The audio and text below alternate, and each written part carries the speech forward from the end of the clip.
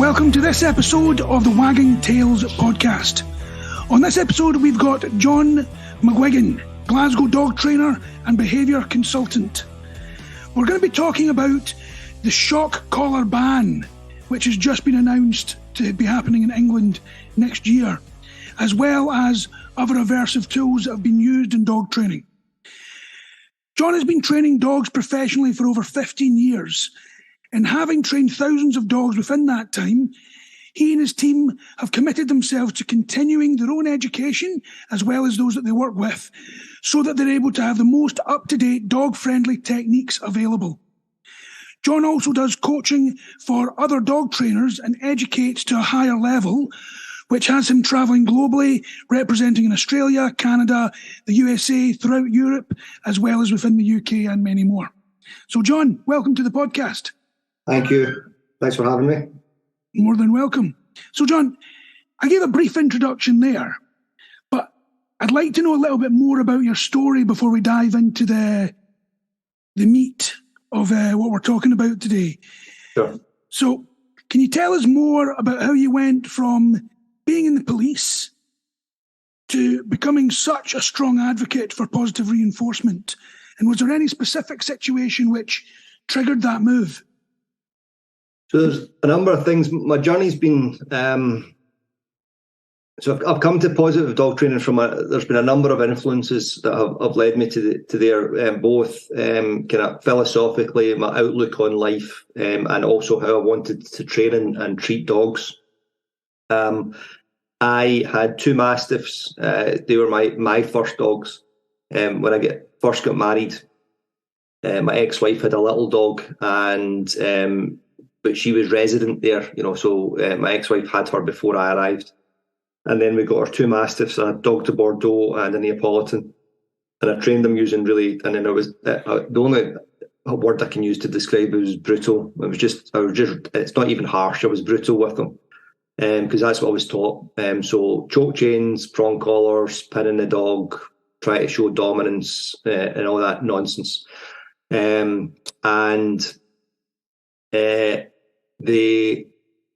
I think I probably shortened my boy dog's life. That was a Bordeaux, as a result of it. I'm pretty sure I did.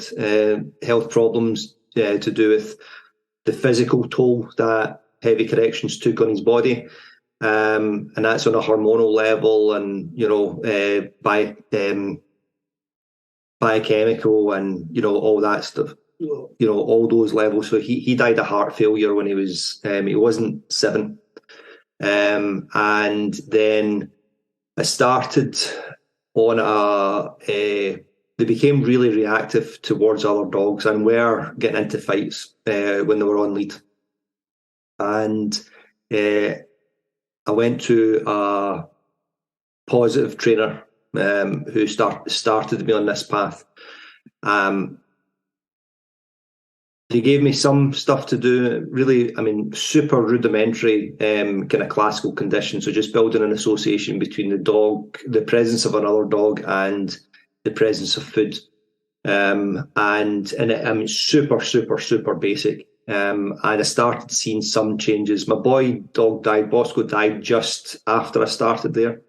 And then I started working with Kitty, the Neapolitan. And then just started reading, so reading books. I read The Dog Whisperer by Paul Owens, not the Cesar Millan Dog Whisperer. Okay, so Paul says that he's the original Dog Whisperer, which I would agree, and he actually does. It is dog whispering that he does, right? So whatever that is, but it's a really gentle approach. I remember speaking to a guy who, Andy was he's a big rugby player guy, who I was in the police with, big rugby guy, drank and was a big tough guy and good cop and all that kind of stuff. And he'd bought a Labrador puppy and he had the Dog Whisperer, Paul Owens book. And I asked him at the time, what does he say about corrections? And he says he makes no mention of it at all. And so I was it's just like little seeds that get planted throughout your life. He had I was thinking if this big tough man can treat his puppy like that and just completely accept that you don't need to use corrections for your dog, then what excuse do I have for not doing the same? So I stopped using physical corrections really quickly after I started on a positive journey, and I stopped using verbal corrections maybe just a few months after that. And it was because of influences like Paul Owens and Ian Dunbar and Gene Donaldson, Patricia McConnell. So I read their books, started going to seminars, conferences, meeting other trainers, asking them who they learned from, and it basically just snowballed from there. So guys at work would ask me for help with their dog. I would go and see them. Then, like my sister's friend asked me for help with her dog. And then it was somebody at her work who I didn't know, and on and on. It just kind of started. And at first I just did it as a hobby. I would do 3 or 4 training sessions a month. And then it became 4 or 5 a month, and then 6 or 7 a month, and then 3 or 4 a week, and I was fortunate that my shifts in the police, so I left the police 8 years ago. For the last 6 years of my police service, I worked 1 week of day shift and 1 week of late shift. So we started at 3 in the afternoon till 11. And that gave me time to do my consultations in the morning. So I would do, it got to the stage the year before I left, I did 4 consultations every morning, and then went to work and did a back shift. And then on my Monday off, so I had every second Monday off, and I would do, is the insanity of it, 6, 7, 8, or sometimes 9 consultations. So I would leave the house at 8, I wouldn't be back in until 10 o'clock that night, and then go back into work in the police the next day. And granted, I was 15 years younger than I am now, so so I just grew my business, and then 8 years ago, well, 9 years ago now, I decided that I was going to leave the police and just started putting planning into that effect, and then left the police, and my business just moved into where it is just now. So that's kind of a brief resume of my journey. I had a few other influences during that time. I used to be kind of socially conservative, so grew up religious and had all that stuff, So and then I did a few courses when I was in the police. I did an undercover course, so I would go in and dress as a heroin addict or a cocaine addict and go and buy drugs, and that gave me real insight into not looking at behaviour but actually looking at the individual. So there was I remember one day I was working with my partner that I was working with, my colleague, and we got in tow with 3 heroin addicts who were going to take us up to the drug dealer's door. And we only needed an introduction. That's all we needed. Okay, that's all we needed. We just needed these guys and we just met them in the street and we got talking to them. And we were going up to the flat, the apartment, to buy. And one of the guys started. I could see him racing out in front of us. And the guy I was working with, I kind of just took him by the arm and asked him to hold back a little bit. And when we get back to the office and we're doing our debrief, he said, "Why did you kind of hold me back?" And I said, "There was 5 of us, and there might only have been 3 or 4 deals of heroin, right?" I says, "And that guy needs that heroin to get by today." I says, "We don't need it to get by today. We can come back tomorrow because we're not heroin addicts, right?" I says, "But he needs that. That's his need, and that's why he's acting like that." And we can discuss, I mean, it's not for this discussion, we could have a conversation on legality and morality of drug use, which is a different conversation. But this guy needed this £10 bag of heroin to get by that day. And it started it just opened my world to, behaviour being more than just what you see. There's a driving need behind that. There's an individual who has to act that way in that moment. It's the best that they can come up with, and that was a big change in my mindset. And I started acting much more compassionately, or trying to, and kindly towards the world at that point. And I think I like to think I'd always been a kind of decent person anyway. I don't think I was cruel or brutal other than to my dogs. But it really, it was a moment in my life that I can identify that changed things for me. And then that just went into the pot. It was into the pot and starts filtering through your other interactions. So a very unique situation to be in. Well, that is, yeah, absolutely. Not very many people have got those stories. Yeah. Oddly, I think I'm sitting on a podcast with two people that might have similar stories like that, but certainly not on my side. We can start another podcast. Yeah, I know. It's funny, actually, because it's not quite the same, but just when you were saying that, there was something that really resonated with me, and that was things that are completely unrelated to dogs. Yeah. But really hits home with regards to how you see behaviour and how you see development of people. Because I remember hearing people talk about this, and it never really resonated with me. But when my daughter was born 2.5 years ago, I'd already been doing this for years. So I thought I had a very good understanding of development and stuff like that, but I was still a little bit judgmental on the human side.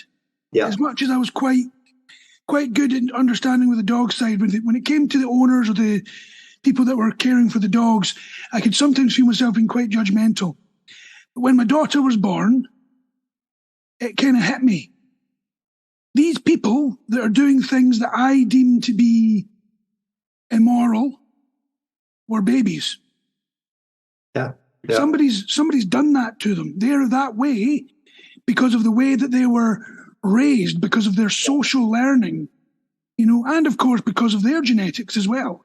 Yeah. So that really hit home with me. And just when you're talking about that, it made me sort of think, well, it's a very different situation, obviously. Like buying heroin to try and arrest a drug dealer is very different from having a baby, but no, it's very different situations coming to the same sort of conclusion.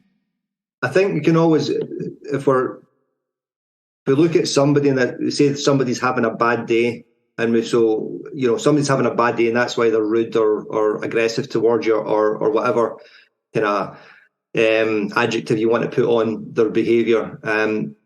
So we can excuse the fact they're having a bad day, but then if we get somebody who's got a high level of really aberrant behaviour, we have to keep going back until we say, just as you've said there, that happened somewhere along their timeline.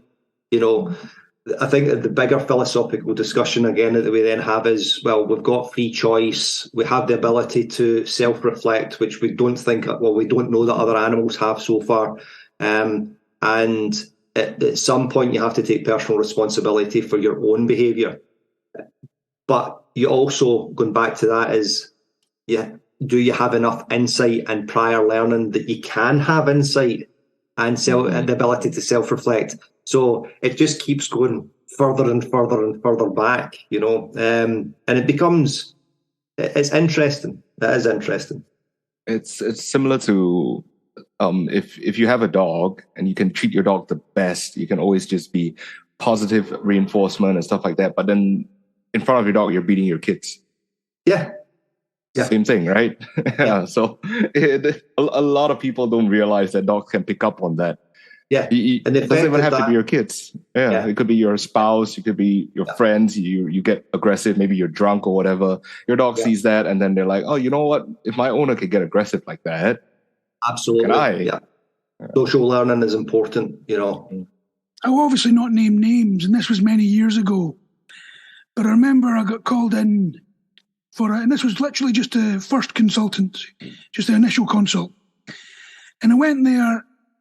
And the husband and wife were there, and the husband goes, "The dog is aggressive towards me."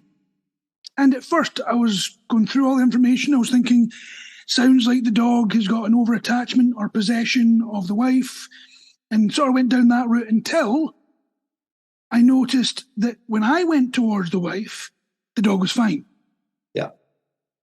Then when I got closer to the wife, I saw bruising on her wrists. And I asked one question. When the dog goes for you, are you guys arguing? And immediately the man got aggressive towards me. Yeah. And guess what the dog did? Got aggressive towards him. Exactly.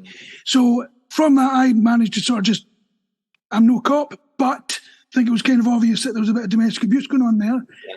And I ended up, calling the cops and getting them round to sort that out, because that's not my job to be doing that. People think that the dog is protecting you, but what the dog is more likely to be doing is saying that the equilibrium is now off, and I want you to stop those aggressive behaviours because it means that I feel good again or feel safe. So it's a lot of time we misread it that the dog is trying to protect the person from the person he's aggressing towards, whereas he just wants you to stop. Yeah. Just be cool. Can you go back to being cool again? That's why I was thinking more of a possession thing. Yeah. And then as soon as that happened, I was like, it's not even.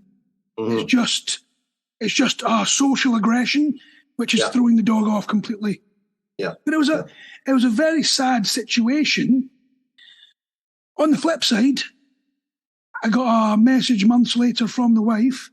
No issues with the dog. Everything was fine. The husband had moved out, restraining order in place. But that's all about the social learning, the social balance of the household, things like that. Yeah. Just to move on from there, when you were working through all of that, I know you were working with your colleagues first, and then you were working with people that you didn't know. We mentioned this a little bit before we started recording, but some of the issues that you get in Scotland and in the UK compared to some of the issues that we get out here in Singapore and Hong Kong and places like that, they're a little bit different just because of the nature of the dogs in the area. What sort of issues were you experiencing? So there's the main ones, and it's not really changed. Well, the main symptoms that we see are the main observable behaviours that people don't like. Yeah. So we've got lunging and barking on the lead, on lead or off leads towards dogs. Okay, so aggression and reactivity problems, we can lump them into one. Pulling in the lead, not coming back when called, jumping up on visitors or people outside, and destructive behaviours, and they're still the main ones. What I've seen over the last few years is, and again, because people have been at home because of the pandemic, not just because people have been at home, there's a whole bunch of other stuff going on there as well, but dogs that can't be left on their own and are increasingly anxious or showing anxious behaviours, so kind of unable to cope with the world, like going outside and being, nervous wrecks outside. And that's, we have to look at, we're all products of the environment that we live in, and the world has gone through a major trauma in the last few years. It's been horrendous for so many people on so many levels, and that has to have an effect on the dog, because they live with us, and just as you were saying, they feel everything. They're sentient, they're sensitive, they know things are weird. So it's not just that our habits have changed, it's that our, like staying up and working at home, it's the fact that people are now weirder than they were 5 years ago, and I mean that kindly, like you see it in supermarkets or in the roads when people are less patient than they were before, and stop taking my, don't take my space, I'm going to take your space, so behaviours that we might, and I'm careful of the words that I use, kind of rude behaviours, kind of rudeness, aggression, incivility, and they're just symptoms that people are having a really hard time, or have had a hard time over the last few years, and that then reflects on our dogs. That's quite interesting that you talk about the pandemic and the change over that time, because when you started talking about that, you started talking about things that are more common in larger cities with more dense population. Because, like, when we were doing like consultancy in Hong Kong or Singapore, even before the pandemic, all of that was already in place. Yeah. Because when you've got the more dense population, it sounds terrible, but this is just the way it is that people tend to dehumanize each other. Yeah. Not just on the roads, but also in the city and with spatial awareness and things like that. So that's quite interesting that it's almost caught up. I've never really thought about Scotland being like that, but not even Glasgow. Yeah. And Glasgow being the biggest city in Scotland, it's still a very small city in the it's not a big city. Not comparatively, it's not. I mean, here in Singapore, it's a single city state, which has got a larger population than the whole of Scotland. Yeah.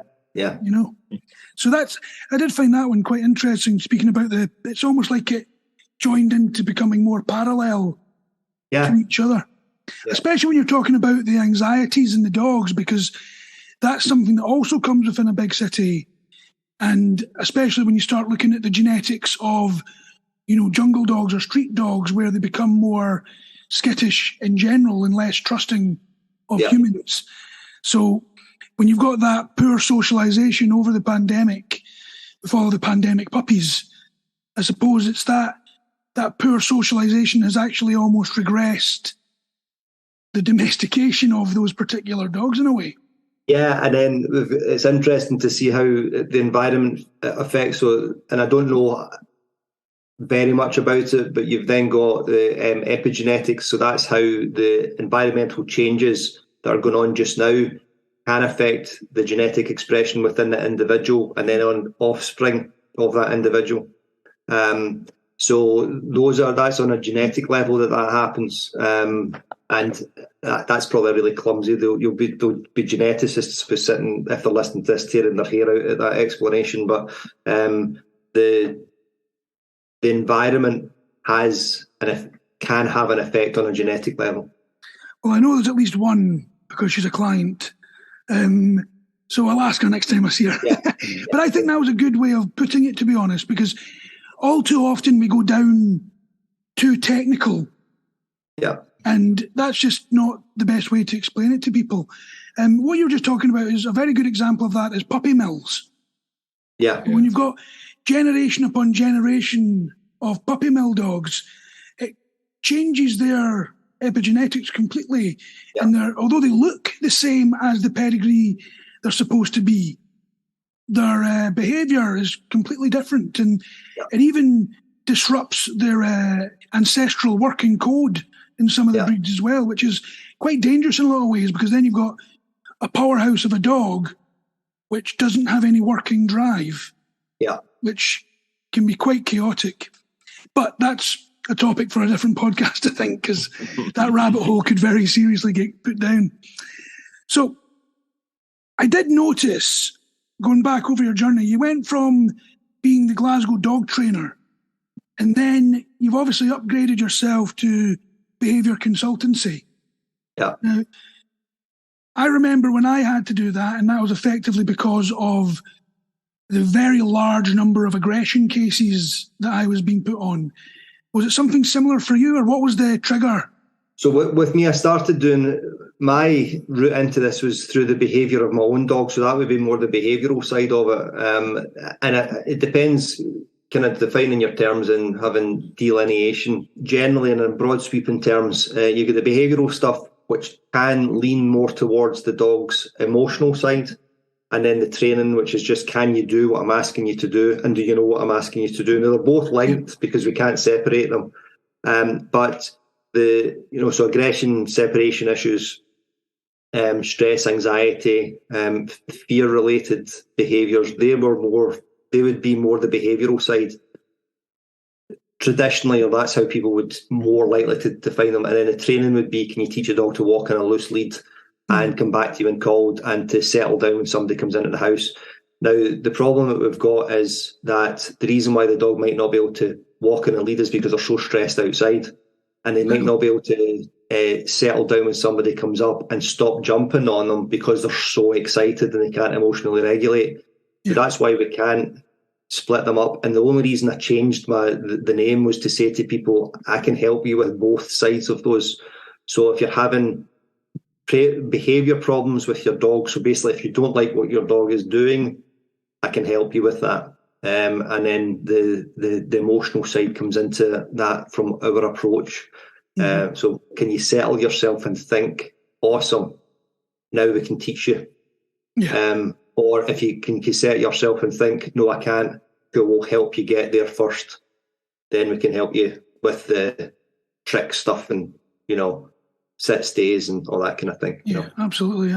I mean, the way I kind of see it in my mind is that they're both separate and conjoined. Yeah. But I don't like to think of them as the same thing, because you get a lot of people that are very good trainers, but the moment you've got a behavioural problem, they kind of get a little lost. And the other way. Oh yeah, of course, absolutely. Yeah. Actually, that's a very good point as well. Like, you meet a lot of very, very good veterinary behaviourists that once they've got the behaviour stuff sorted out, they don't really know how to do anything else. Yeah. No clue how to teach a dog to walk on a loose lead. Yeah. It's interesting. I mean, it's almost like the training side of things works as a toolkit a lot of the time, so that you can help with the behaviour side of things, and vice versa. So it's love and marriage. You know, it's got to go together, but it doesn't necessarily mean that they're the same. And the thing is with that, it's like we tend to think of our mind and our body as two different things, but they're not. I don't know. This is me, okay? This is the space that I occupy, the organic space that I occupy in the world for as long as I'm here. And that's all of it. You know, so you can't separate digestion from your endocrine system, because they go together. Stress affects your ability to digest, and your nutrition affects your ability to regulate your hormones. You know, so you've got that. I think it's when we tend to, and this can be one of the problems that we have with learning theory and operant learning, and the quadrants in in quotation marks, is that we tend to want to delineate things so that we can understand them. But in delineation of them, we now put borders around them, which means that we don't flow across that border. You know, it's a bit of a coincidence that you were talking about that. Actually, just earlier on today, I was being interviewed on a TV show about the link between dog behaviour and nutrition. Yeah. And that's exactly that. It's about how your body and your mind are so closely linked that we do need to look at the dog's nutrition to see if we can help improve the behaviour based on that. And we do need to look at their activity levels. And we do need to look at how they're being looked after.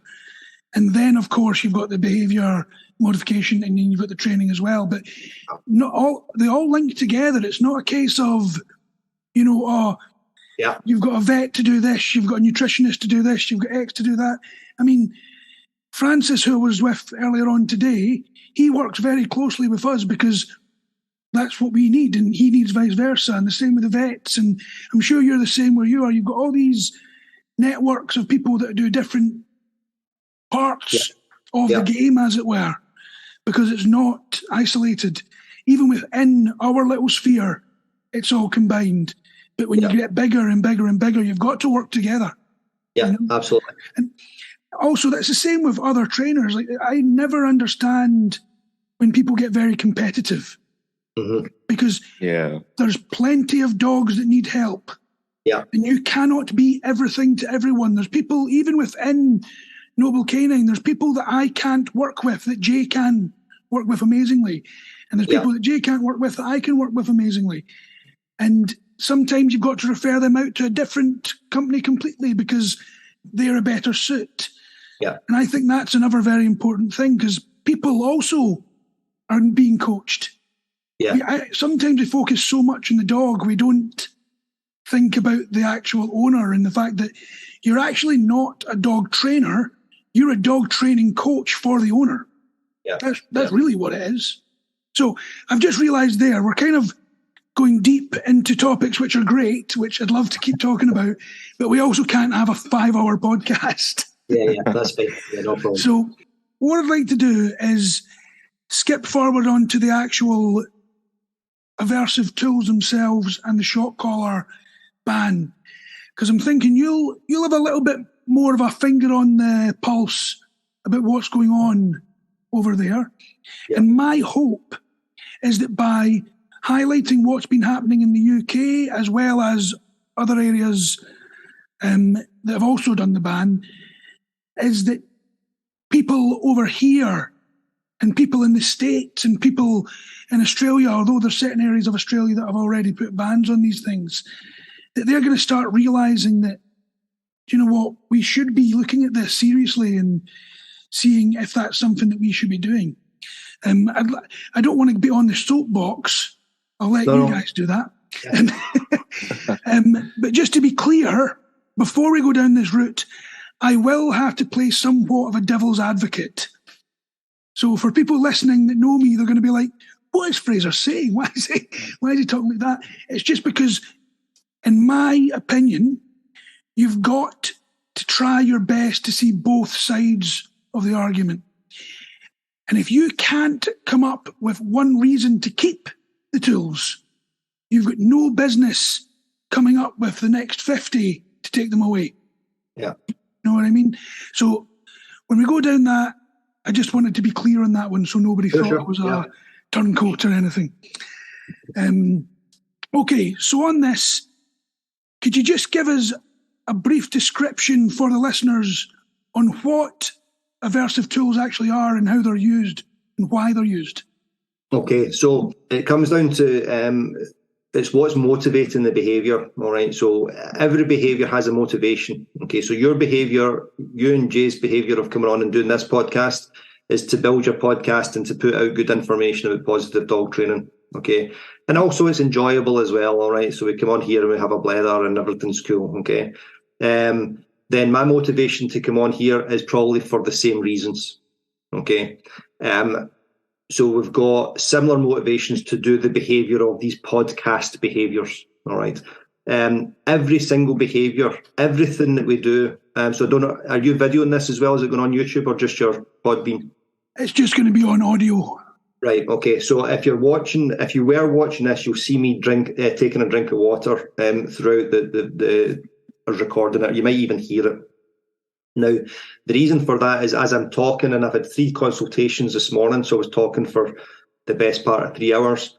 My hydration level reduces because I'm talking, because I'm expelling moisture from my body. So I then have to replenish that. So as I get thirsty, that increases my motivation to drink, okay, which then replenishes my hydration levels, okay? So every single behaviour that we do is motivated by something. There's something that we're trying to achieve by doing the behaviour. And the shortest, the most simplistic way we can describe it is we can use the carrot or the stick. Okay, so I want to work to get the carrot. I want to work to stop the carrot from being taken away from me. I want to avoid the stick, or if the stick is applied to me, right? So if I'm being hit by the stick, I want to work in order to escape that. Okay. So any aversive tools are something which works by I'm looking to avoid it being happening in the first place, okay? Or if it's applied, escaping that, all right? So now it has to be aversive enough, so it has to be unpleasant enough, so that's uncomfortable, painful, or annoying, or frightening, which would be the emotion, one of the emotions attached to it, enough that I want to behave in order to avoid that consequence. Okay, so those are aversive tools. Now, if you think about it, that's only part of it. The second part of it are the emotions that go with it. Most of us will have an experience of a boss, a colleague, somebody at school, sibling, your parent that doesn't treat you well. Okay, and when they're not treating you well, what are they building? What associations are they building? How do you start feeling about them? Okay, so you now say, I don't like that person because of how they treat me. Okay, and then it gets further complicated because, especially in the parent-child dynamic, is that the parent provides everything as well. Okay, so they're providing everything, but they're also providing things that we don't like, and that now puts us into conflict. Okay, so that's just a real brief resume of what an aversive tool is and the effect that it has on behaviour. What about if I just don't like a person because I just don't like the way they look? Right. Is there a link for that? Yeah, so you would look at there, I'd have to start examining why you would, if it was with a person, I just don't like the way that they look. And that could be, so is and I'm not taking a piss in here, Jay, right? Your hair's long and in a ponytail. Yeah, it is. Right, okay. So say for talking sake, that's just not my style. Mm-hmm. Okay. and I go, I don't like Jay because he's got a ponytail. That's nonsense. Right. Right. Okay. But it is a preference that I have. So you don't get to decide that I don't like ponytails any more than I get to decide that you do like them. Right. Okay. So you can't say, well, what's the problem with a ponytail? I just have a problem with it. I don't, by the way. Okay. But right, but the same way as you can't turn around and say, but you shouldn't have a problem with ponytails, because that's how you feel. But how we feel is not reality. Yeah. Okay. For humans, because we're able to rationalize past it. But as best as we know, the dog can't rationalize past it. So if a dog is just frightened of you and shown fearful behaviours, we just go, well, that's where we are. So let's try and work through that. The human and dog model is slightly different because of our, in quotations, higher evolutionary status. Okay, and we'll take that with a pinch of salt. But I get what you mean, because sometimes, like, I had a client whose dog is just afraid of a plastic bag. Yeah. We can't rationalize that for them. We can't tell them that, you can't talk to the dog and tell the dog, a plastic bag is fine, don't worry about it, and then the dog's going to be okay. It just doesn't work like that.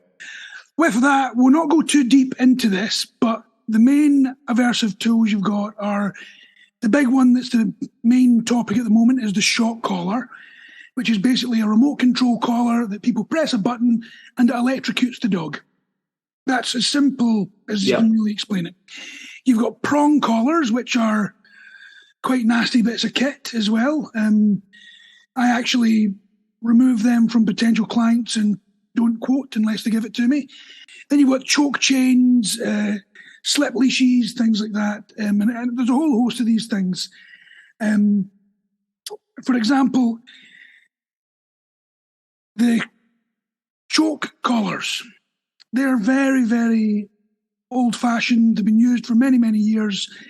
They're used as both an actual tool to choke the dog in an attempt to stop them from pulling on a lead, and to shock them to get them to recall and things like that. Yeah. Which is a nice way of saying chucking a chain at a dog to scare them into coming back to you. Yeah. So we'll not go down too deep into that, because I have done another podcast where we went at length about training methodologies and how and why they're supposed to work or do work. So what I do want to ask now is the big question of, what are the drawbacks, what are the negatives of using these tools such as shock collars on our dogs? What impact does that have negatively on the dog's behaviour, on our relationship with them, etc.? Okay, so firstly, we've got the effects of the associations that take place with the e-collar. Okay, so anytime that e-collar is the stimulation is applied, and I will be neutral with my language here. Okay, I talk about the application of electricity. Okay, so we're applying electricity, which is annoying. In order for it to work, okay, it has to be annoying, painful, or uncomfortable enough for it to have an effect on the dog's behaviour. Okay, anytime we're doing that, we're building associations that the scenario that the dog finds himself in is linked to that unpleasant or painful stimulus, okay, or sensation. So the dog now starts saying those things are predictors that this is going to happen on my neck, okay? And so that's first, we're starting to introduce those associations, and that's where that's the damaging part. Okay, some dogs can go over it. Okay, appear to be able to go over it, or have enough going on in their life that they can put up with it. But that doesn't mean that it's okay. An example that I would use for that is, most of us who are, robust, resilient adults can put up with a boss that they don't like. Okay, or a colleague that they don't like. But if you were to ask anybody, would you want that person removed from your workspace? I don't think there's anybody that would honestly turn around and say, no, I don't want them. I enjoy them being there. Okay, they cause me grief, they cause me annoyance, they cause me pain, they cause me stress. And if they go, everything's cool. Okay, so it's that association. So our ability just to go on with our day or to have a laugh and a joke with the rest of the people in our work doesn't remove the fact that we still want the bozo out the office. We want to work for a more happy life. So let's say I had a gun to your head, yeah. which in itself would be very similar to an aversive tool. But let's say I've got a gun to your head and I say, what are the benefits of using irritation, discomfort, or pain to prevent or promote a behaviour? Okay. Just take the bullet. Yeah. Okay. Right. So we've got, if they didn't work for the human, we wouldn't use them. Okay. So if these tools, so when people turn around and say they don't work, that's not true. Okay. They work really well. All right. They do. They work well. But that's not to say that we should be doing it. Okay. So there's two different things. Okay. So whether we can do it or whether we should be doing it. And the should element, that's your ethics at that point. Okay. Ethics is part of it. Can we use an alternative that is less aversive? And the answer is almost always yes. Okay. So they work, okay, and they work really quickly for us because it gets us our result. So it's not we press the button on the e-collar. Okay, that's the human part of the behaviour. And the motivator for it is I want my dog's behaviour to change. And the reinforcer for that is immediate change in the dog's behaviour. So that's the human feedback loop, and that's why we work. Okay, but that's to say then this again goes back into your belief systems. One of the mantras I'll have is I try and live my life that I'm not having fun at somebody else's expense. So when we use e-collars on the dog, the human part of the equation gets what they want. A dog that is doing what they want them to do, but the dog is paying the price for that. Okay, and they're paying the price because we're applying aversive stimuli, painful, annoying, uncomfortable sensations to the dog. And if the roles were reversed, would you want to be subjected to that same thing? And again, being honest, the answer is no. And there's a reason they abolished slavery, right? Well, exactly, right? Because that's a perfect example, Jay. Okay, because the white man got benefit, right, at the rest of the world's expense, right? And what an abomination! I will just point out, though, as well, is that there's more slavery happening today than there has at any other point in history. Yeah. So it's not something that's gone. No, I know, and it's somebody's paying the price. I know I said I was going to play devil's advocate here, but I just wanted to add on as well is that just because these work, they work for, as you said, the human feedback loop. And of course, it's dependent on how these tools are actually used. But most people use them as a suppressant. That doesn't mean that you're effectively educating the dog to do something instead of. You're actually just forcing the dog not to do. And the moment you stop a behaviour without replacing it with another behaviour, you create frustration and stress, which will eventually come out and manifest in another, most likely negative behaviour. Right, I probably have a little bit of issue with that, okay, about when people say that the dog is that we're just suppressing behaviour, okay, because an e-collar works on, applying the stick and removing the stick, okay, so the dog is now it's not doing things, it's not doing behaviours so that the stick isn't applied. And then when the stick is applied, it now does behaviours. Okay, so we're now under negative reinforcement contingency. Now, the problem that we've got is if we're using an e-collar for recall, which can be done really effectively, if you're using the e-collar for recall and that's all you're using, and you're not building motivation anywhere else, you're now always going to have to use the e-collar because the dog is coming back in order to stop either the sensation or the threat of the sensation. So could you not argue then that you're suppressing the behaviour of staying away rather than educating the behaviour of recall? But you've got both there, and this is when we talked earlier on about the delineation of things. Okay, so if I am, so what's the temperature like in Singapore just now? Hot as balls. Right. Just So hot and hot. That's it. It's about 37 degrees, mate. Right. Okay, and humid. You'll vary, but 100%. Okay, Oh right, because my it's in the God. jungle, right? Okay, I know it's not in the jungle, but you're in a jungle nation. Okay, Actually, I am in the jungle. I literally live right on the edge of the jungle. so when you are outside in a hot, humid environment, okay, and you go inside into a cooler, less humid environment, are you escaping the humidity or accessing the relief? And it's both. Okay. You're right. No, you're absolutely right. So both working. I'm stopping the behaviours of being outside. Okay, But and I'm now doing more of the behaviours of going inside. because the aircon, which as you can see is not working great at the moment here, the aircon is a positive reinforcer. Yeah, but also the coolness is the relief. So that the coolness is both a positive reinforcer because it provides coolness, but it also provides relief from the heat. If you're using it to stop aggressive behaviours, okay, and the reason why the dog is now not lunging and barking is because of this, or the threat of this, okay, of the electricity, then easy pup, then you are just suppressing behaviour. Now, if you now remove the e-collar, what are you left with? Okay. So this is it's a very interesting sort of topic, this, because even when you have the science of it all laid out, there's a certain amount of semantics that you can argue between all four of the quadrants. Yeah.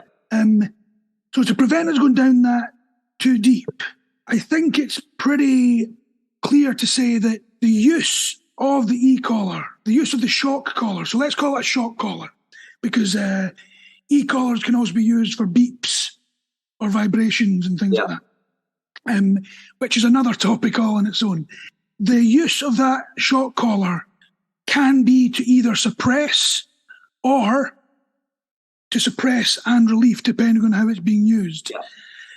Now, if you've got a shock collar and you're using it to suppress and relief, is that the best method of doing what you're wanting? Because if you were to tell me that a shock collar needed to be used to teach recall, or, and I actually had this one with another trainer, to teach a puppy potty training,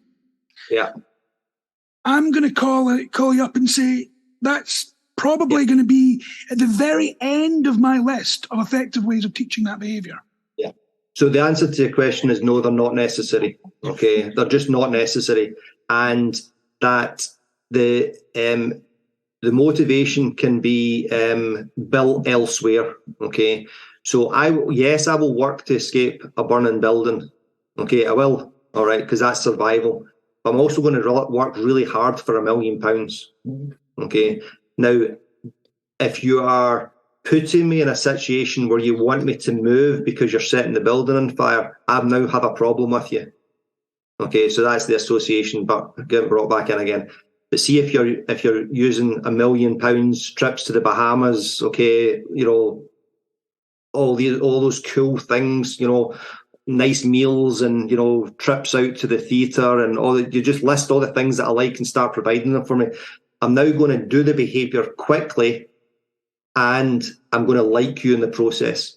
So the example that I always use from this is when I was in the police, my first 2 inspectors, one of them was an ogre and a horrible, I mean, truly horrible human being. Okay, just I can't even begin to tell you how much of a horror bag this guy was. I did enough work to keep him off my case.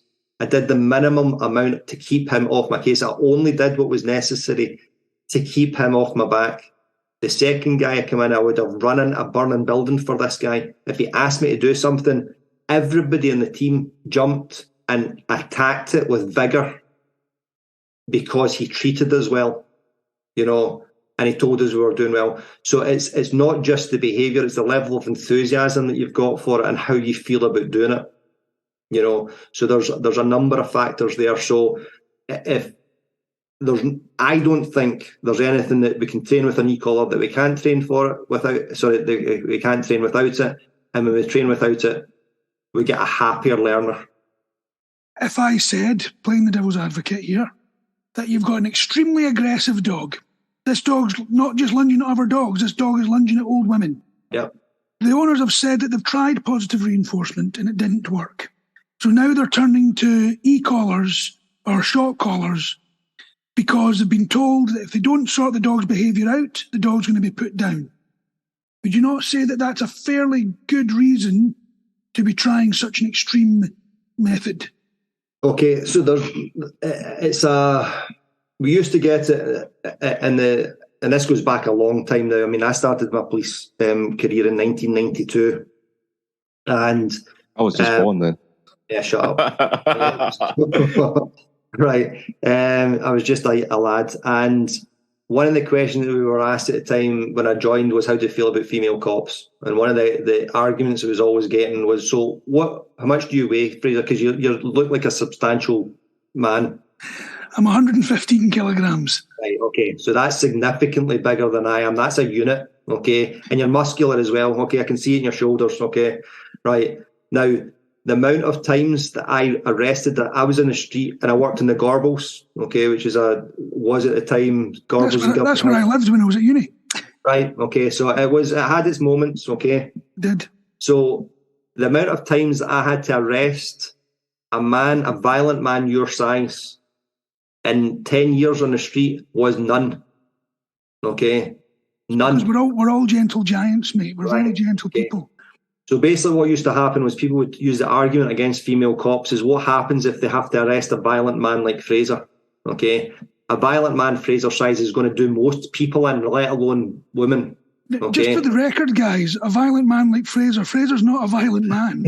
Violent man that size. Okay? So we have this extreme, a lot of time we give this extreme argument, okay? This super extreme argument that tries to justify a position that we've got, okay? I think it's really lazy debating in the first place.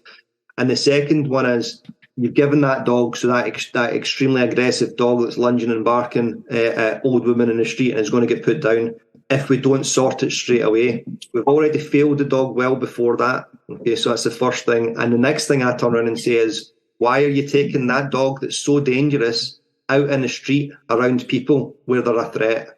There's a reason why we don't do that to humans anymore. And we don't do it to humans because the level of aversive stimulus that we'd have to put in for behaviour change becomes inhumane.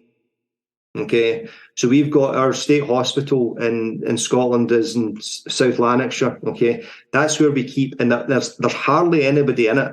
Okay, there's so few people there. Okay, but there are offenders that are so violent and beyond rehabilitation that they have to be locked up for the rest of their life. Okay, now that's to keep society safe, and also it's inhumane for us to euthanize those people because they're human beings and we live in a society. Okay, right. Now, if we've got a dog like that, and the level of pain that we would have to subject that dog to in order to change the behaviour and continue to subject that dog to starts becoming inhumane.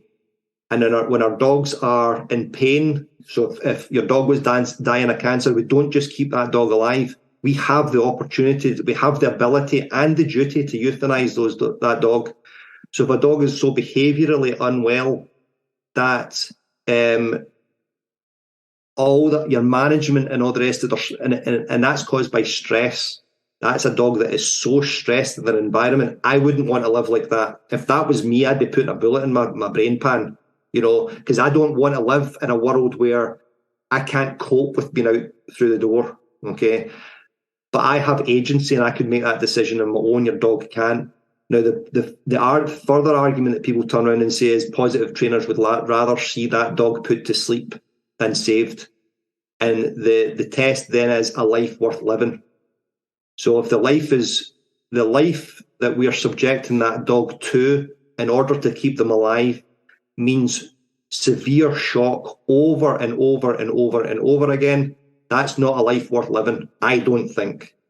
And then the other part of that is that then people turn around and say, well, it'd only be once, you only have to use it once.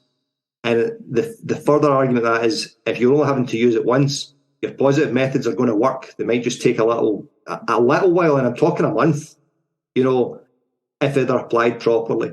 So that's the model that I'll work from. And there's ethics in there, care, welfare for the dog. I always feel like with the amount of canine cognitive knowledge that we have today, there is absolutely no need for behavioural euthanasia. Now, bear with me here. If a dog's behaviour has become so extreme that it's beyond rehabilitation, that has now moved out of behavioural and into mental illness and medical. Yeah. So I think that's the kind of way I look at it, because that's a massive topic. The whole idea of behavioural euthanasia. There's literally millions of dogs every year all over the world. They get put down because they nipped someone.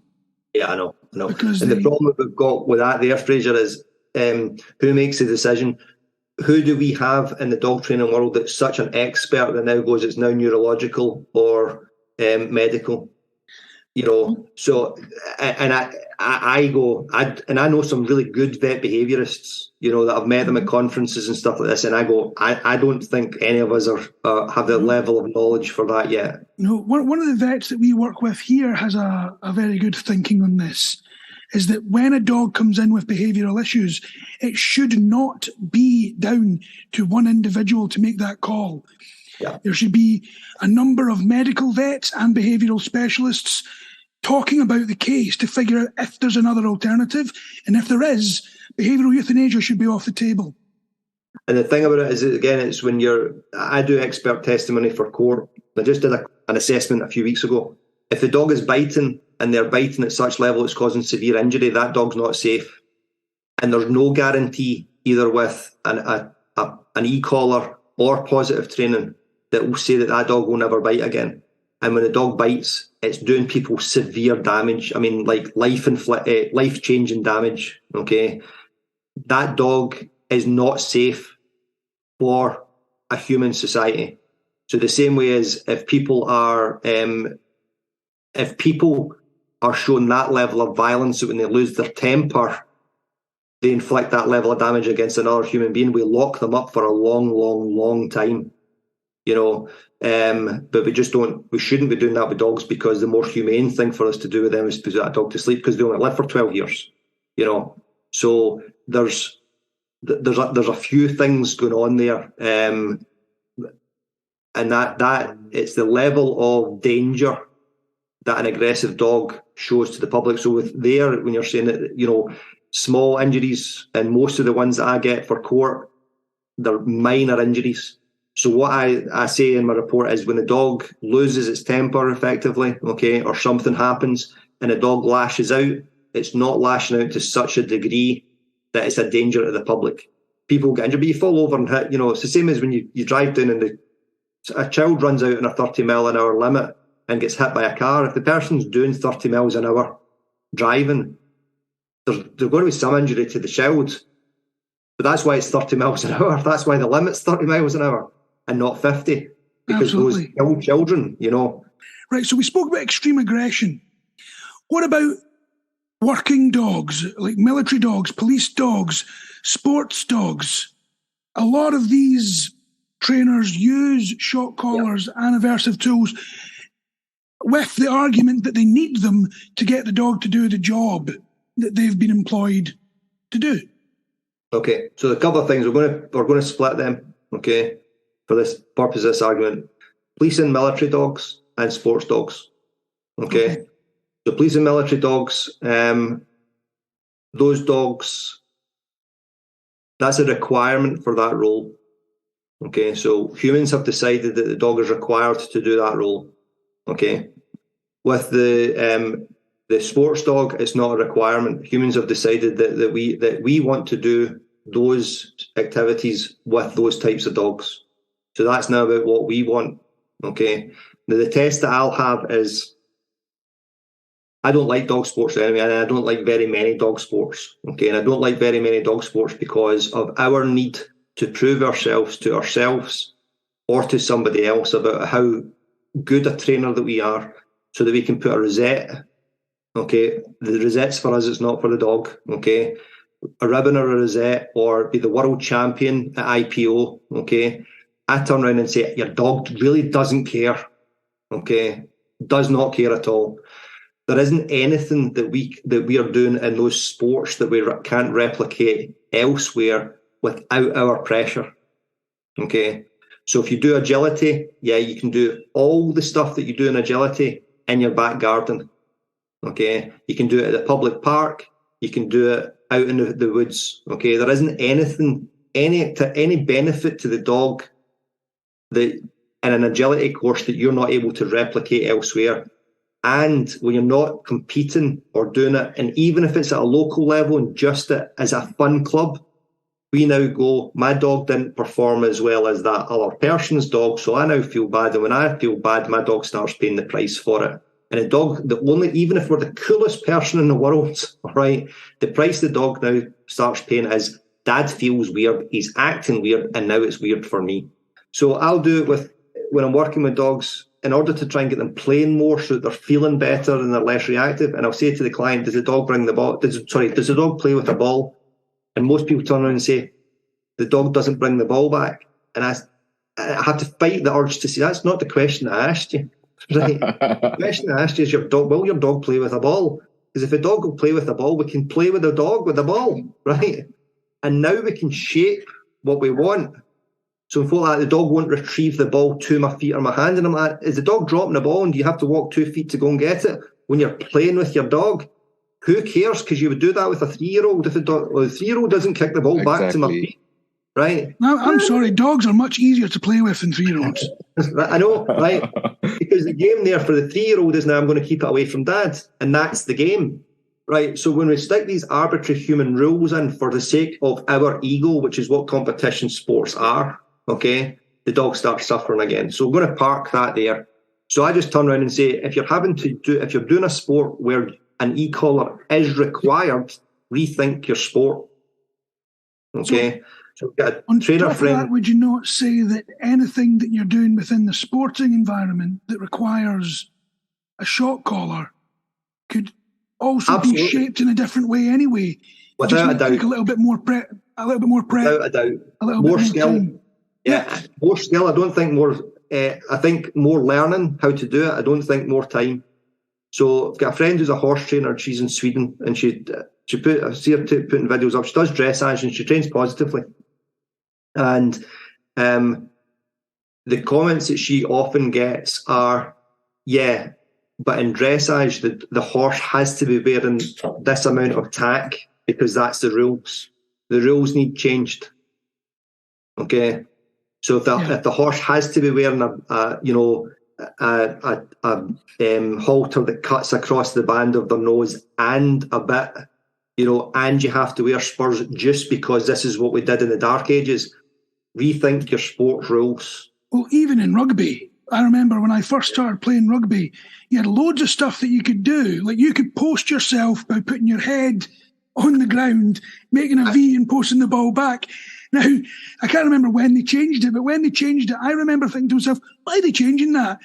And then somebody said to me, Fraser, how many concussions have you had? Yeah, I know. I know. Ah. Yeah, that's why. That's why. Yeah, that's why. It's the same sort of idea. If it's causing harm, it needs to be changed. And the difference is, okay, and this is the big difference because they're talking about in soccer, football, proper football, soccer, okay, the not allowed, especially in, I think it's the children's games, they're either have banned or are banning heading the ball because of concussion, right? Now, which I think is a good idea, okay, for children, right? The difference is with adults, you can make a decision about whether you want to engage in that dangerous sport. But the bigger question there is who's paying the bill for that when you get a concussion, and the taxpayer is here. Okay, so that's then the bigger discussion again. Okay, so we've got, when we are able to make those decisions for ourselves, it's a much different discussion to be had. We decide that we are taking the dog to do a ring sport. The dog doesn't decide to go there, and the dog doesn't decide that they're going to get an e-collar on them. We decide that for them. Right, so that's the sports side. Okay, now the second part with the military and the police, I wonder there about their training methods. Okay, the level of knowledge, their ability to apply it, their ethics. Okay, their attitudes towards themselves, the public, and their dogs. So those are all things which would merit further examination. And if your dog, and I worked with, so this is, you're not seeing there, so Logan, my dog, he's a big American bulldog, and he latched onto stuff and wouldn't come off. Okay, and I mean properly when I got them, like till exhaustion. And I have taught him positively how to let go of a tug mid-play, which is exactly what the same as somebody grabbing a dog grabbing a hold of a man target and dragging him down. You know, so if I can do it with a dog who is not bred specifically for that purpose, and I can do it training positively, I don't see how anybody's got an excuse not to. The single difference is until we get to that stage, again, the human liability for that. So in special forces soldiers, okay, so like, you know, special forces in the trained Malinois, that dog does need to be silent because people die if they're not. If the police dog goes on to a suspect and doesn't come off, that's now a lawsuit and or a serious injury and criminal charges towards the police. Okay, so the argument there is slightly different. Okay, but then we go back further. Have we trained that dog properly to put the dog in that position? And the answer to that is no. So just to add on to that, because this is just a little bit that I'm aware of, is that both Lauren Langham and Victoria Stilwell have worked directly with the Metropolitan Police dogs. Yeah. To use positive training for them, which is probably one of the reasons, I don't know this for sure, but it's probably one of the reasons why it took 10 years, because they wanted to make sure that they could effectively train police and military dogs without the use of the shock collars. So it's not that it can't be done, it's that you're right. They need to make sure that they've got the knowledge and the ability to do it. The example of that is when Roger Bannister ran the sub 4 minute mile, nobody thought it could be done before he did it, right? And then within the year after that, another 3 people had done it. And there's now been 50, I don't know what the stats are, 50, 100 people have done it since then, right? It's because somebody turned around and said, you can do this in less than 4 minutes. And as soon as he did it, other folk went like that. So it's not impossible. I just need to learn how to do it. Absolutely. You know? Jumping back to the military and police dogs, a lot of them don't realize that the well-trained ones that have been positively taught to bring down a suspect and then let go, it's a game to them as well. Yeah. If you positively do it, you do it right, it's a game to them, and then they see the reward in bringing down the suspect and letting go without doing too much harm. Yeah. So that was one thing I remember listening to Lauren Langham talk about this on I can't remember if it was a Zoom call or if it was a video. But she was talking about how the general purpose dogs, previously, we'd only be able to have like 3 or 4 roles or 3 or 4 jobs. But by using concept training, they've now been able to increase that to like 15 jobs. So the dog is now able to track the granny that got lost in the woods, look after the little girl while the officers sweep the house, and take down the bad guy, all on the same shift. Because the gamification of that training has made such a big impact. Okay, so that's us spoken about military dogs, police dogs, and working dogs, and sport dogs. But what about special needs dogs? So you hear people talking about e-collars, and this is why the distinction between e-collars and shock collars becomes a little bit more important. There are people that will use shock collars at a very low level, they say, to train deaf or blind dogs for recall. Now, whether that's a shock collar using electricity pulsing or vibration, would you not say that that's a good use of that tool for those dogs? All right. So when I'm having any kind of discussion with people, it's looking at the level of the skill and how skilled they are on debate.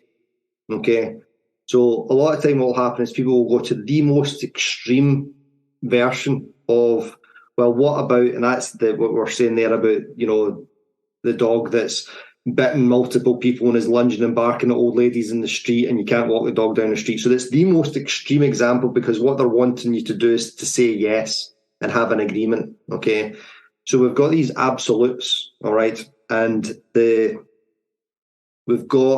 where your ethical standard is important. Okay, so if you've got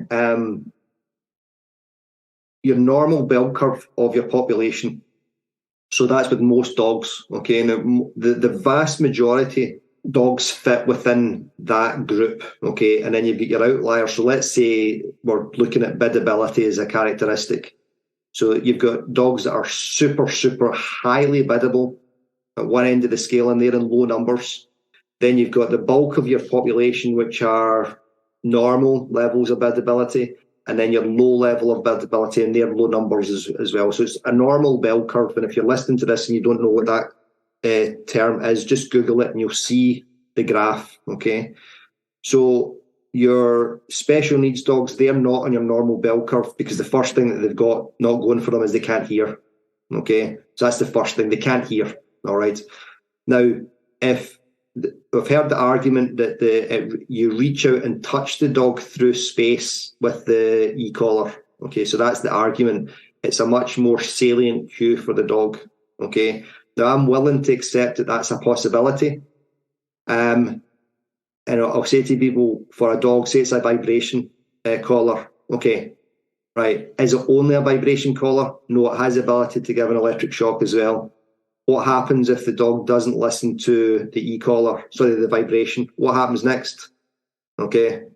And if the answer is, I'm going to start turning the electricity up, and the dog now starts getting shocked, we're now not training positively at all. Okay. If the dog is a low-level sensation, I've worn these, I've tried these collars on and I've gone through them. Okay. If the low-level sensation is now the cue, or can you come back towards me, and the dog doesn't respond to that cue, and the volume gets turned up, the intensity gets turned up, we're now not training positively. Okay, so you're using them exactly the same as every other e-collar on the planet is using them. Do this or else, and it's do it or else I'll start turning the volume up or the intensity up on the e-collar, on the shock. Okay, if you're having the dog, a deaf dog, so they can't hear you, so it's either you have to use visual cues, so the dog can see you giving your cues, or they have to have kinesthetic cues, so the dog has to be touched. Okay, that's a training issue then. Okay, so the way that I would say, you completely desensitize the dog to the vibration only, and you only buy a vibrating collar, which means if you press the button and the dog doesn't turn around and respond to you, you go back to doing more training. It's not more vibration. Okay, because that's now more of get back in here. Okay, so properly desensitizing the dog, and or we teach the dog that things in the environment are signals for the dog to check in with you. Okay, so me approaching the front door with my dog when the lead is on is his signal to wait 2 feet from the door so that I can open the door. Me stepping out, I don't even have to say to him.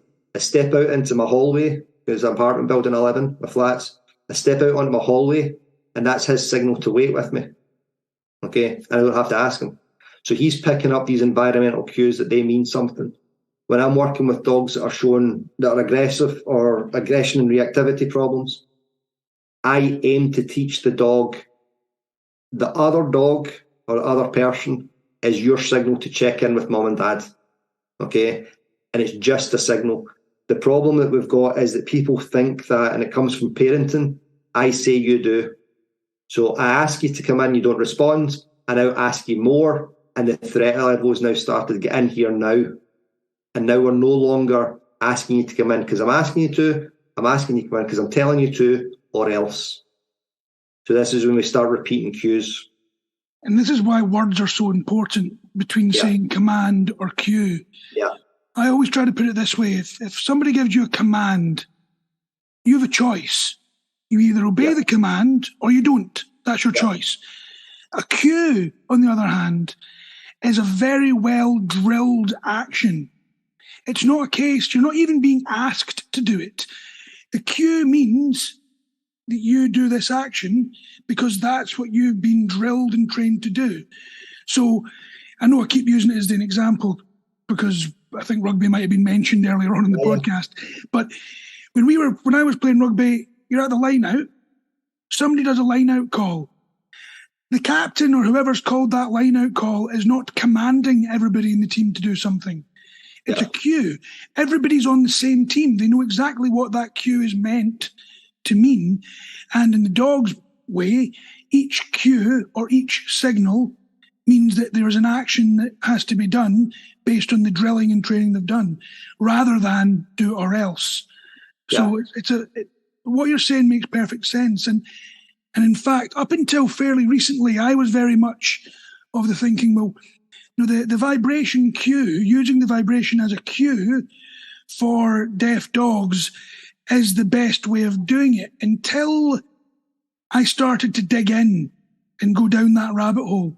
It's a very effective way of doing it, no doubt. Yeah. But it's not the only way. No. What you're saying there is exactly the other ways of doing it.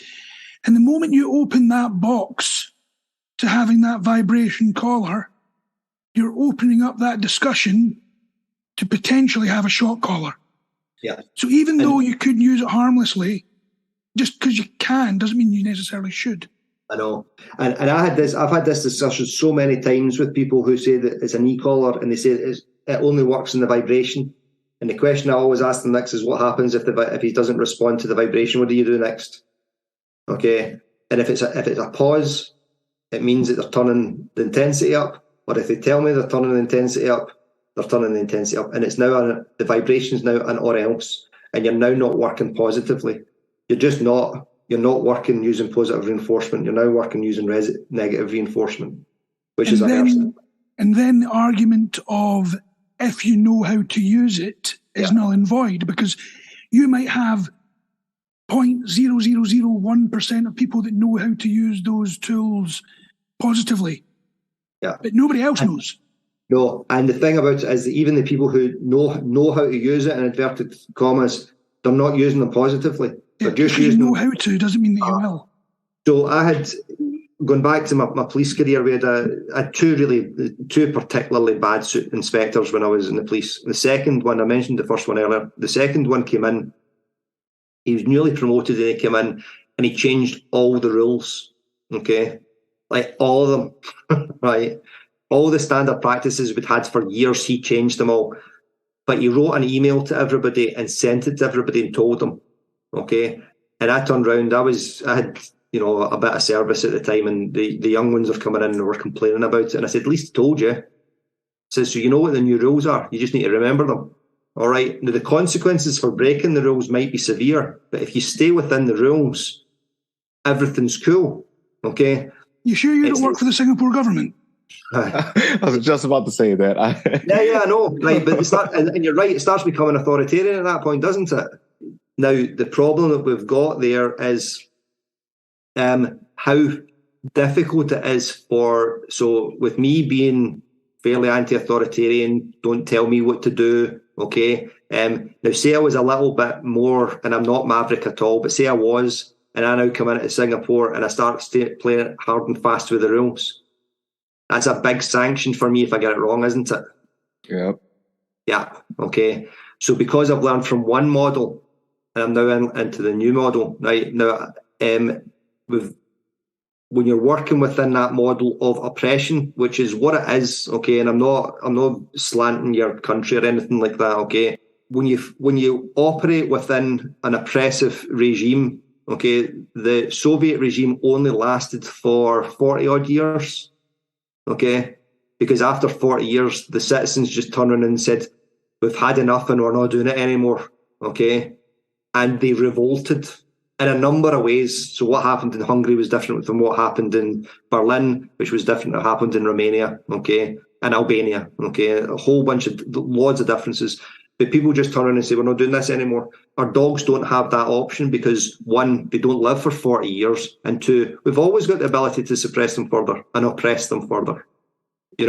So that's why when we're talking earlier on about where we get our journey from, it's not just about dog training. It's about reading history and reading the effect that these rule sets have on individuals. So the reason I dare say that you're not allowed to have your dog off lead in Singapore is to look after the wildlife. Yeah, that'll be part of it. Yeah, it's a big part of it. Yeah, and right. Of course, to look after your dog, because some of the wildlife here will have your dog. They're dangerous. Yeah. So those rules are there for safety.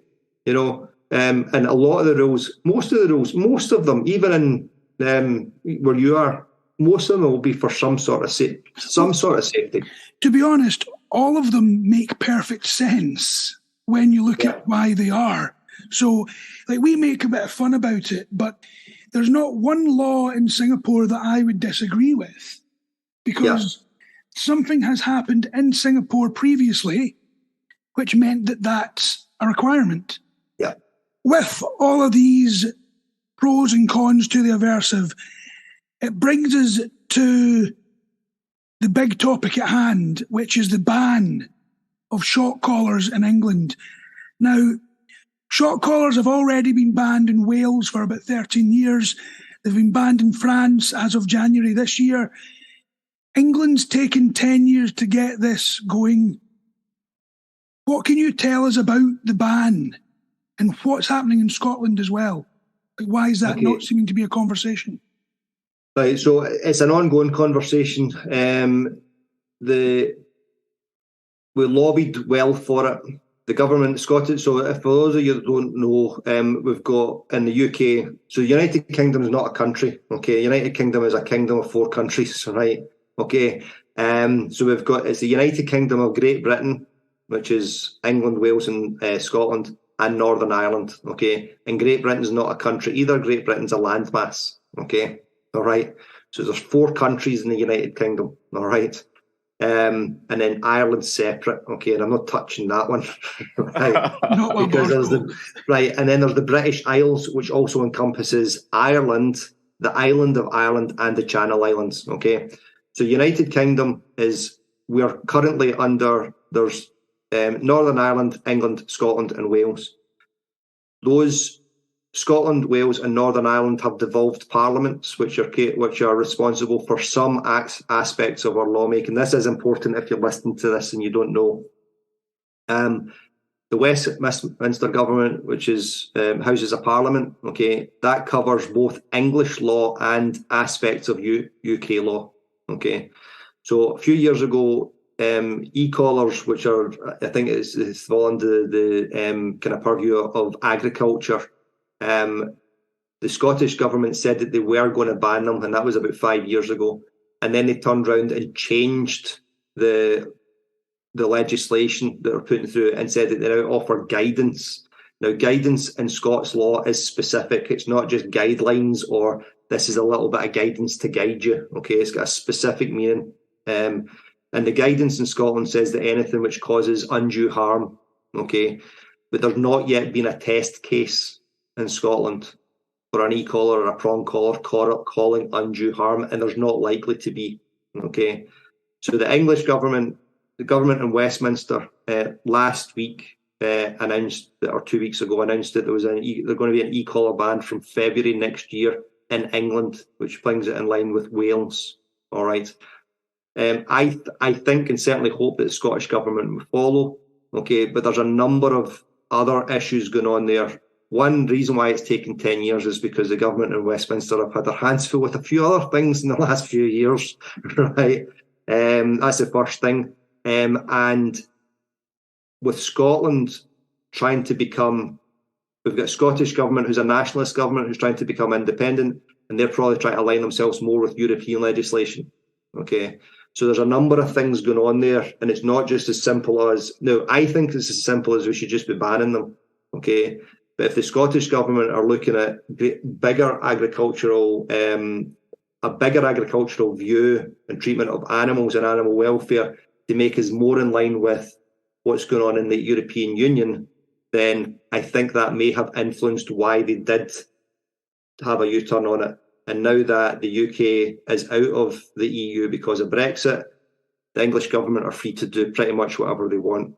Okay, right. So that puts some stuff there with it, and that's why they're banned. The Welsh government banned them 13 years ago, as you said. So that was 2010, something like that. And they're still legal in Northern Ireland, as far as I know. And the guidance actually says in Scotland that they are illegal, but it doesn't say they're specifically illegal, because they're illegal because it causes undue harm.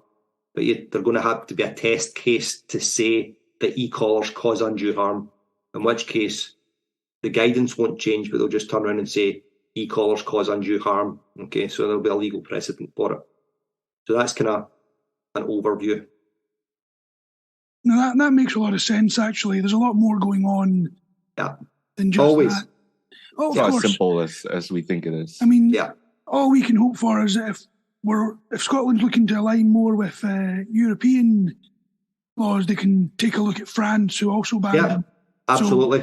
So there's always a way for it. Now that leads me on to the next part. Not you specifically, but what can us as dog professionals, as dog training professionals, dog caregivers, what can we do to try and influence that decision? So in Scotland, do you mean, or generally? Generally. Both, generally. Okay. Right, so we've got, if your government, regardless of where you are, and I know it's slightly different in Singapore, is it democracy, Jay? Oh, you're laughing there, right? Okay, I don't know. So what's your parliament? It's a democracy. It is a democracy. Yeah. Okay. Right. Okay. Right. So you've got So if you live in a democracy, your representative represents you. Okay. Yeah. So we don't work for them; they work for us, right? So the first thing that you can do is you can petition your representative. So that's your member of parliament, your local councillor, okay, your senator, your congressman, whoever that is, whatever your setup is at home. They listen to more and more voices. You make a pest of yourself, okay? So you contact them every week and ask what's going on with this, and you just keep asking them until you get the answers that you want, or they turn around and say, nothing is happening with this. And if they say nothing's happening with this, you go back to doing what you're doing at the start again, okay? And nothing happens. Democracy happens at a snail's pace. So you have to keep driving it. People have to be the driving force behind it. And change.org, okay, so building petitions, so you build around, and that's what social media is good for. One of the things it's good for is you set up a change.org petition, and you get, so I think in Scotland, I think in the UK it's 50,000. I think it's 50,000 or 100,000 signatures in the UK. It has to go to Parliament. Okay, that's how it's been set up. All right. And depending on where you are, it might be similar. So we can always keep going and then researching it, the evidence. So your scientific papers, the legislative, the bodies within our industry. So British College of Veterinary, British College of Vets and all that kind of stuff, veterinary surgeons, all these organisations that turn around and say, and the scientific consensus is that we shouldn't be using them, that they are counterproductive and unnecessary. And you provide them with that information, and you just keep providing them with that information, and that's the way that we change stuff. Nothing changes unless we change it, so we have to change it. Basically, if we're annoying enough to the government, they'll do something. Yeah, because they're now under a negative reinforcement contingency because they want us to go away. Yeah. Which is actually ironic in a way. Absolutely, right. You make it painful enough for them that they have to act. So to summarise that, because I just want to make this quite clear for everybody that's listening, if you want to do something and you're living in a country which is democratic, so if you're living in like Singapore or even Hong Kong, you've got local MPs and things like that. Yeah. The likes of Australia, UK, Europe, America, that's all very, very obvious, and many, many more. Yeah. Approach your local MP, let them know what your concerns are, ask them what's being done about it, harp on about that continuously. Reach out to those in your area, like your vets, your behavioural consultants, your veterinary behaviourists. Ask them what's being done. Push them to get involved, get them to get the scientific research out on the table and push that way. That's how things get done. That's how things change. The last one, mate, because I know that you have to go. Yeah, that's okay. Is what can we do as pet owners to ensure that we are giving our pets the best treatment when it comes to training? What can people that might not know as much about training do to ensure that they're keeping their pets safe from the negatives of aversive training? I think what happens when we're asking these questions is we're so used to sound bites. We're so used to, like, so what's a TikTok video? What's that, 30 seconds a minute? We've got this. A lot of time we look for simple answers to complex problems, okay? And it needs a greater discussion. So a lot of time if I'm presenting, so we're in Australia a couple of months ago, and somebody asked a question, and it took me 15 minutes to give the backstory before I can answer the question. Because I'm not assuming you've got the prerequisite knowledge if you're asking the question, or if you're asking this question, it's giving me indicators that you don't have the prerequisite knowledge, which I have to fill you in on. Okay, so what can the dog training public do? It's educate yourself. Okay, now we then have to have skills of critical analysis for that. Okay, so the two main points are ethics and knowledge. Ethics and knowledge will get you a long way in dog training. Okay, because your ethical guidelines will keep you saying, I'm not going to hurt your dog, okay, and the knowledge of how to apply positive training. Now, we then have to have critical analysis, the skills of critical analysis, so that if somebody turns around and says to you, it's not aversive, you have to have the necessary knowledge to examine whether that's true or not. So because we've got so much free information, podcasts like this, YouTube, Instagram, Facebook, TikTok, okay, and TikTok has been so damaging for dogs. I mean, so unbelievable. It's so damaging for everybody, right? It's ridiculous, which is why it's banned in China, right? Actually, it's not banned in China. It's controlled by China, so they control content. Yeah, exactly. And children that are using TikTok in China get educational and motivational videos. Yeah, because they're using it properly, because they realise how powerful it is. Absolutely, okay? Yeah. But because they want to fill America's heads full of stupidity, right?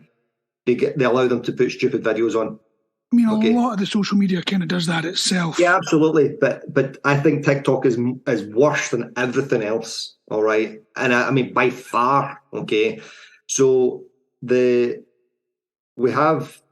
If you're watching something, you've got all this content, dog training content available, and no wonder people are confused, because they're turning around and saying, yeah, you need to be dominant, you don't need to be dominant, you need to be the pack leader, you don't need to be the pack leader. E-dog collars don't hurt. Yes, they do. So unless you've got the ability to go and read textbooks, right, and that's where it comes from, all right, academic textbooks on behaviour, and who's going to do that, okay? Unless you're geeky like us, all right. I was going to say idiots like us, that's who's doing it. So that makes a lot of sense. So it's all about education. Yeah, but the right education. Because going back, and I know we've talked a little about politics and stuff, we've still got re-education, don't we, in the world? And what does that mean, right? So just because it's education doesn't mean it's good education. Well, and even then, you can have the right education, but being applied wrongly. So it's a very unpopular thing for me to say. But I've had people come to me and say, I used a positive trainer and it didn't work. All right. Just because you went to a positive trainer didn't mean you went to a good positive trainer. Yeah. There's people that are good and bad in all of their disciplines. Yeah. And that's an important factor as well. The other thing that happens with this is just on that, Fraser, okay? When you've got companies, and their companies are not organizations, they are companies which make money. Either when they're assessing people, see, even in quotes, positive training companies, okay, what's the lever? If their business model is to get as many people through their courses as they can in order to make money, then we've got a problem with the standards, okay? And if the level is high in knowledge, but they still need to make money, then the ethical standards drop. Okay, so it has to for volume. Okay, there's a reason why there's only one Lewis Hamilton.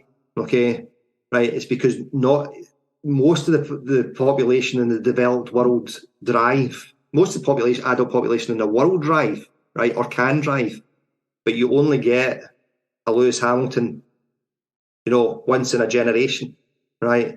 And it's because that's there. So in order to, the standard of driving isn't his, right? But the standard of driving is safe for everybody else. Yeah. So you're balancing. There's, as soon as it becomes a money generating or a profit making exercise, then standards somewhere can be affected by it. A very good example of that, and I'm not going to go into it, but what I will say is, for anybody that hasn't, go back and listen to our episode with Dr. Francis Cabana about nutrition for dogs. Yeah. Dog food companies. Absolutely mind-boggling. Yeah. After that episode, I genuinely changed the nutrition of my dogs, and I thought I knew quite a bit about it. Yeah. It's absolutely mind-boggling. So that's a very good example of it, and it's very good to understand that no matter what you're talking about, it's about the correct education and the correct application of that. Now, John, I know you're a little bit strapped for time, but we've got some listener questions, if that's okay, very briefly. Right, so I've got 3 that we've picked out. The first one is from Will in London, and this was quite an interesting one, and it's one that I experienced myself with Athos, but I'll let you go down the rabbit hole on this one a little bit. He says, I've been using a balanced trainer who has been using a prong and shock on my dog. My dog is now more aggressive than he was before. Is there anything that I can do to help him, or is the damage done? Yes. So firstly, yes, there's lots that you can do, and that's getting a good positive dog trainer that knows what they're doing, okay, and know that, well, yes, there has been damage because Will has seen changes in his dog's behaviour, so the damage is already there. But what's amazing about humans and dogs, okay, is our bounce back ability. Okay, so we get people who have undergone severe trauma, real adverse circumstances, and they turn out to be good human beings that can go on well and get in because they embrace it. And again, that's a combination of who they are as a person, okay, which they're, early experiences, their genetics, and the environment that they're operating in, so who they're influenced by. So yeah, your dog can come back from stuff. The human model is if we get soldiers who have seen real bad things, okay, or people leaving Syria and have seen really, really horrible things, are they able to go in and be productive members of society? Yeah, the answer is yes. Okay. Not immediately, but yeah. No, exactly. Take some time, yep. And we've got our hiccups and, road bumps and all that kind of stuff. Yeah, absolutely. But yes, with the right approach and the right nurturing, and again, it comes down to ethics, knowledge, and then your ethics is then compassion, care, kindness, okay, fun, humour, all right, and all those nice emotions that we have, right? Understanding, and all the kind of hippie emotions. I'll happily call myself a hippie. So. And then you've got the big one that comes at the tail end: consistency. Exactly. Yep. So for Will, if you're listening to this answer, Will, and you're wondering about more information, listen to the episode 1 about my dog Athos, and we go down that rabbit hole, because I was in a very similar situation to you. So you can see that that's just one success story. There's hundreds of them, thousands of them. But mine is exactly the same. Yeah, very similar situation. Yeah. Okay. So the next question is from Gillian in Houston. Well, I think this is the first question we've got from Texas. Well, it might not be, it might be Houston and outside Paisley. Oh, that's true. But it does say USA, though. Having used an R-positive trainer with my previous dog, when I adopted my rescue pit bull and had tried the same methods, it didn't work in the same way. Do I need to think about using more harsh training methods? Okay. It's not that reinforcement training, positive reinforcement training is not working. It's that the reinforcers that you're using are not, or the reinforcers that you're trying to use for your dog, or the dog doesn't find it reinforcing. Okay. So with Logan, my dog, he's a similar dog that Gillian's describing there. When I first started him, he wouldn't take food outside. He didn't take food outside because the environment was so stressful for him. Okay. So what he needed was time and space to be outside and to settle. And then we did the work inside and tried to transfer the work that we did inside, outside. And that took a little bit of time. But outside, he would work for opportunity to catch the Kong. If I threw a Kong up for him, to jump through the air and grab that, or play tug. Okay. So it wasn't that positive reinforcement training wasn't working. It's that food wasn't his reinforcer. So it's just finding what your dog's reinforcer is. And that can be a journey. And just as we've talked about briefly, when Jay was saying there about not straight away, it doesn't. The more damaged your dog is, the more that they want safety and security first. Okay, so we want a safe and secure environment before we can be happy. Because if we don't have a safe and secure environment, we don't think that we'll survive long enough to be happy.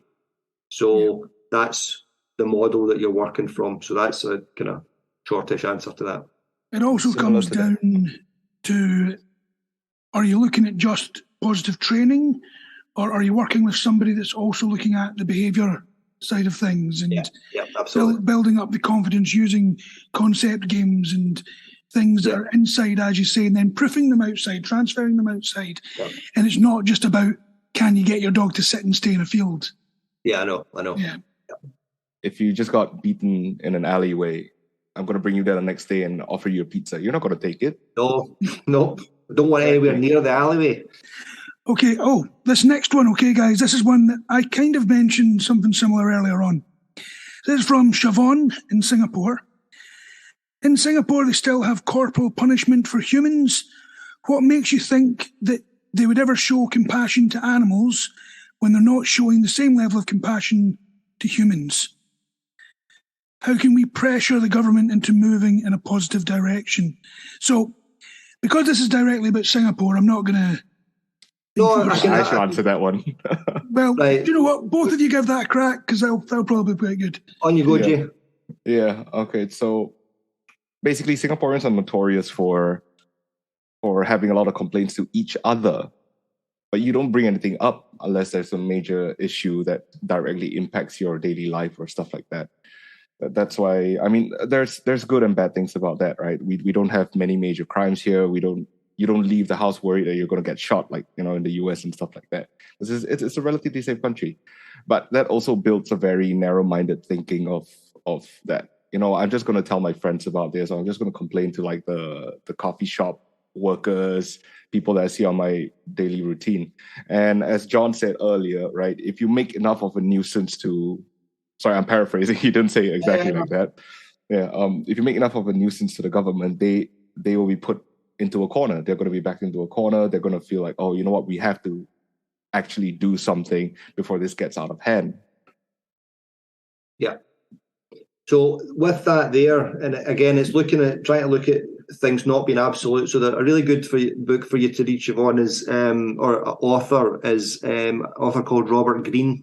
So if you've not heard, I would think everybody should read Robert Greene's books. I would agree with that.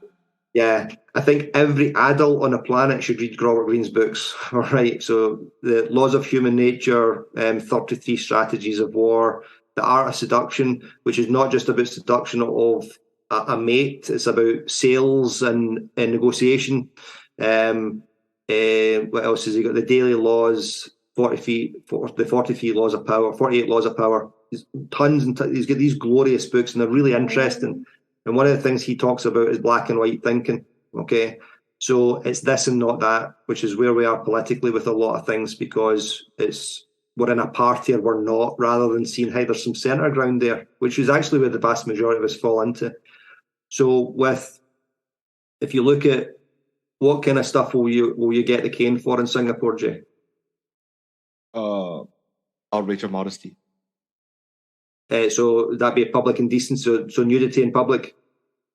That is one of it, yeah. Right. Okay. So we'll go with that. Okay. So where's the line in that? Are you allowed to show your arms in a t-shirt? Yeah, for sure.